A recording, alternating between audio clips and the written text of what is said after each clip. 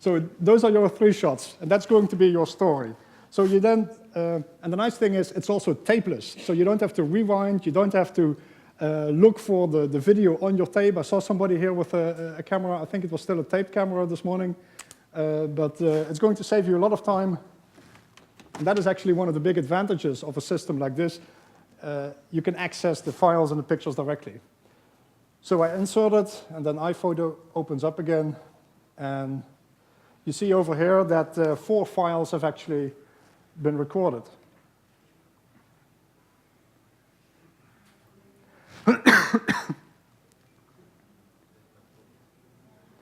So what I do is I select one of them, I do Control-All, so I select everything, and the first thing I do before even looking at them, I say Save to Computer. And then at the bottom, you see a little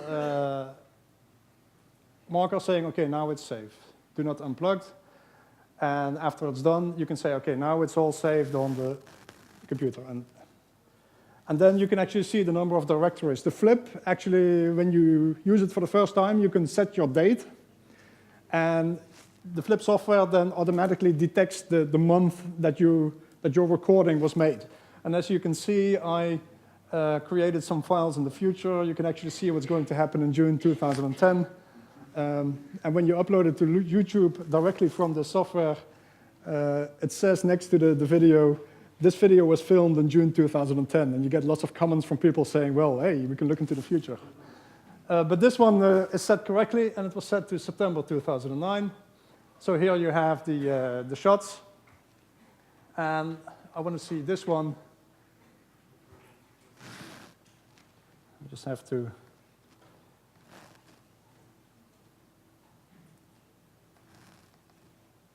So this shot I want, and that one, and I want them to be edited together into a report.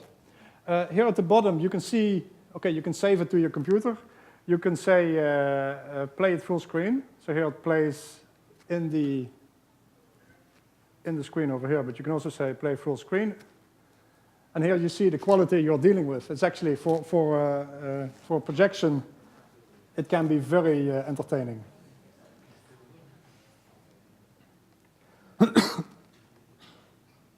This shot was only 6 seconds.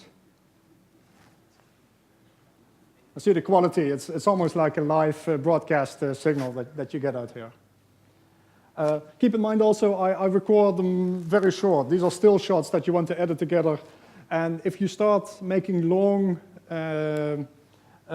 recordings of long, if you use, for instance, a 60-minute recording, you're using 4 gigabits. And that means it can clog up your hard disk quite quickly. You see a long list of files that I used. I've got 40 gigabits of files, video files, flip video files on my computer. So you may want to look at using an external hard disk, or you want to make sure that you will remove any files that you do not need immediately after you decide that they are not needed. Here at the bottom, you can see a number of functions. You can email, for instance, files. These share functions, you can put them on a channel, and you can turn them into a greeting card. These are sort of consumer functions from the flip, but you can say, for instance, okay, happy birthday, dear friend. You can make a little video like that and post it on the flip share, and then make it into a birthday card and send that via email, and then whoever opens it up will see that video played in a birthday card. So there's lots of stuff you can have fun with. But the way I use it is basically to create little films. And you do that by simply selecting a number of files. So I select that one, Bernd here, the listening shot and the wide shot, and I say movie. And then in movie, we first want to establish the situation, then we want to have the speaker, and then a cutaway. So here you can get a little advance. It's a 12-second movie. And you can hear me talk, but it doesn't really matter. But you're not interested in what people are saying, so you say, well, thank you, Flip, this is what I want. I want a title on here, so you can check a title and say Copenhagen Climate Summit, or something like that, or you can leave out the title. And it also gives you the chance to put some music on there. There's a number of, there's actually 6 pieces of music that are on the flip already that you can use free of rights. You can also add your own music, but you have to keep in mind if you post it on YouTube or a public channel that you have to be careful with the rights of that particular music. And if you do it on YouTube, YouTube may either take it off or it may run an advertisement to download that very music on iTunes. It's something you should be aware of when you're using music that is not yours and that comes from your iTunes collections or your other download. No music on this one, and then you say preview, give it a name,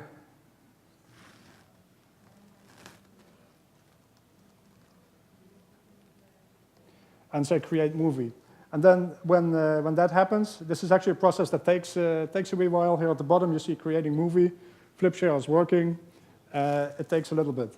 I did, and then this is of course the technical process. But you can apply this, and that is nice about this flip competition. We had the Think About It 1 contest, where we handed out a few flips to a few of the participants. I think the best monthly winner, or the monthly winner could earn a flip on the first one, so not everybody had a flip. Some people really picked up on it, started doing with it, and now this time around, everybody is getting it. And we also expect everybody to use the flip. And how you use it is actually up to your own creativity. You can use it to film something that is relevant for your blog posting, and that can be something on climate change. Tomorrow we're going to a little village. They have, for instance, it's an eco-village. They have a willow forest to clean the sewage. How does that look like? But it certainly is something visual that you can film. And you can maybe film a few shots, or you can do one track of 7 or 10 seconds and post that to your blog to support the text that you're writing. See, basically saying, see, this is how it looks like. So, or you can decide to do a full-fledged report like a journalist would do, a TV journalist, and you can also do that with the flip. You have a few limitations, but in theory, it's possible to do all that. I see there's a question here. Is it possible to insert subtitles? Not with the FlipShare software. You can add a title at the beginning and the end, but not in the FlipShare software. You cannot add titles for people who are speaking. The software itself is very easy. And well, for the reason is that it should be distributed to a broader audience. But nevertheless, if you have any special questions, if you want to try out something, I mean, we created, you're all members of the Vimeo community, and there you will find tutorials, and I will also moderate together with Raymond, the community, to help you realize your ideas, whether it's subtitles or whether it's more advanced editing techniques using maybe other software.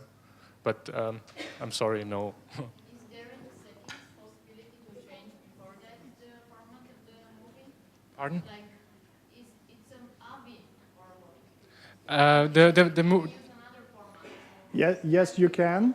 The objective of this session is that everybody here with the camera, with this software, is able to make even a small clip with no fancy titles or audio editing. But if you say, well, I'm capable enough to use different kinds of programs, you can take the videos and edit them in Final Cut Express or in Avid, but it's not possible to do advanced editing with this program. Is it possible to do commentary on top of the movie?